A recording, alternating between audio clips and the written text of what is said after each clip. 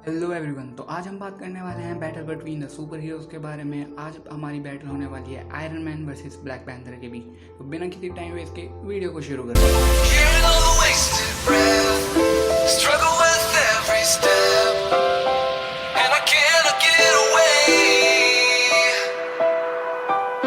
तो हम बात करते हैं ओरिजिन के बारे में। तो एक दिन टोनी स्टार्क को एक टेररिस्ट ग्रुप किडनैप कर लेता है और वो उसको एक मिसाइल बनाने के लिए फोर्स करता है। टोनी स्टार्क समझ जाता है कि वो ये मिसाइल बना भी देगा तब भी वो यहाँ से ज़िंदा बच नहीं सकता, इसलिए वो ज़िंदा बचने के लिए एक प्लान बनाता है जो कि होता है मार्क 1। वहाँ से मार्क 1 आर्मर बनाता है और सबको मार के वहाँ से निकल जाता है। लेकिन टोनी अब रुकने वाला तो था नहीं, तो टोनी यहाँ से मार्क 1 से मार्क 85 तक आर्मर अब तक बना चुका है और हमें मिलता है आयरन मैन। बात करते हैं हम ब्लैक पैंथर के ओरिजिन के बारे में। तो बहुत समय पहले वाइब्रेनियम अर्थ में आ गिरा था और एक दिन एक वॉरियर ने हर शेप हर वाइब्रेनियम से बनी खा लिया था, जिससे कि उसको super human strength super human speed मिल जाती है और वो वहाँ का सबसे स्ट्रॉन्ग वॉरियर बन जाता है, जो आगे जाके वकांडा का सबसे पहला ब्लैक पैंथर बनता है। अब हम बात करते हैं ब्लैक पैंथर के आर्मर के बारे में। तो ब्लैक पैंथर का आर्मर वाइब्रेनियम नैनोटेक से बना हुआ है, जो कि उसके सोचने से ही सूट अप हो जाता है। ब्लैक पैंथर के वेपन थोड़े लिमिटेड है, जैसे उसके वाइब्रेनियम कोर उसकी काइनेटिक एनर्जी को ऑब्जर्व करके रीडिस्ट्रीब्यूट करना,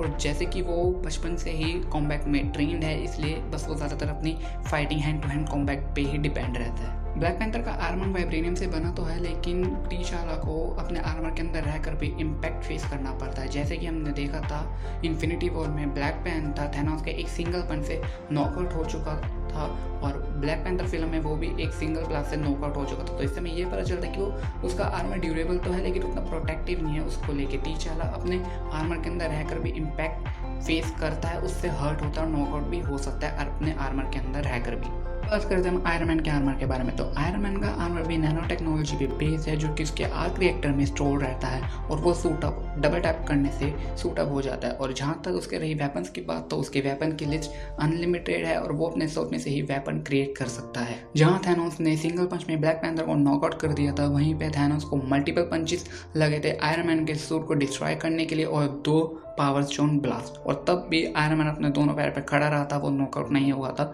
इससे हमें ये पता चलता है कि आयरन मैन का आर्मर बहुत ही ज़्यादा स्ट्रॉन्ग है। चाहे वो वाइब्रेनियम से नहीं बना है, लेकिन तब भी आयरन मैन अपने आर्मर के अंदर रहकर नॉकआउट होना बहुत मुश्किल है। जहाँ ब्लैक पैंथर ने सिर्फ एक राइनो को नॉकआउट करा था, वहीं आयरन मैन ने थैनोस को कड़ी टक्कर दी थी और उसको ब्लीड करा था। एक कतरा खून निकालना भी बहुत मुश्किल है, क्योंकि हम सबको पता है कि थैनोस की स्किन कितनी हार्ड है। किसी भी अर्थ के मेटल से उसको इफेक्ट नहीं होने वाला, लेकिन तब भी आयरन मैन के पास में इतनी स्ट्रेंथ थी कि उसने थैनोस को ब्लीड कर दिया। बात करते हैं कि अगर इन दोनों की बैटल होती है, तो अगर इन दोनों की बैटल हो तो मैं अपना वोट आयरन मैन को दूंगा, क्योंकि मेरे को नहीं लगता कि टीचाला के पास ऐसा कोई भी वेपन है जिससे कि वो आयरन मैन को डैमेज कर सके। क्योंकि आयरन मैन के पास एक एडवांटेज है फ्लाई करने का। आयरन मैन अगर फ्लाई कर जाए तो वो आसानी से टीचाला को नॉकआउट कर सकता है अपने वेपन्स की मदद से, लेकिन टीचाला यहाँ पे कोई भी ऐसा मूव नहीं कर सकता अगर आयरन मैन हवा में है।